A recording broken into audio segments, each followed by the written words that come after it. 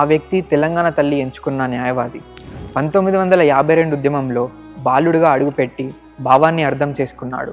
అర్థం చేసుకున్న తెలంగాణ కోసం 1969 ఉద్యమ జ్వాలల్లో అక్షరాల కాగడై భావజాలానికి బీజం వేశాడు. తెలంగాణకు జరిగిన అన్యాయాలను అంకెలతో, ఆధారాలతో, ఆలోచనలతో ప్రపంచానికి చాటి చెప్పాడు. ఆయన మాటలు నినాదాలు కావు, ఉద్యమానికి దిశానిర్దేశం చేసిన వేదాలు.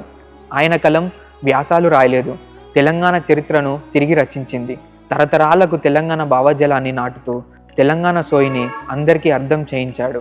ఉద్యమాన్ని భావోద్వేగం నుంచి బలమైన సిద్ధాంతంగా మలిచిన మహర్షి. తెలంగాణ కోసం ఆయన చేసిన పోరాటం ఒక రోజు, ఒక సంవత్సరం కాదు, అర్ధ శతాబ్దానికి పైగా సాగిన అవిశ్రాంతత యజ్ఞం. తెలంగాణ అనేది ఆయన కళ కాదు, ఆయనే తెలంగాణ కళ. తెలంగాణ అనేది ఆయన ఉద్యమం కాదు, ఆయనే తెలంగాణ ఉద్యమానికి ఊపిరి. సారు, ఈ నేల మిమ్మల్ని ఎప్పటికీ మరవదు. తెలంగాణ తల్లి గుండె చప్పుడై, తెలంగాణ ఆత్మకు స్వరమై, అన్యాయాల చీకట్లను ఛేదించిన అమరజ్యోతి మన ప్రొఫెసర్ కొత్తపల్లి జయశంకర్ సార్ వర్ధంతి నేడు. జోహార్ జయశంకర్ సార్.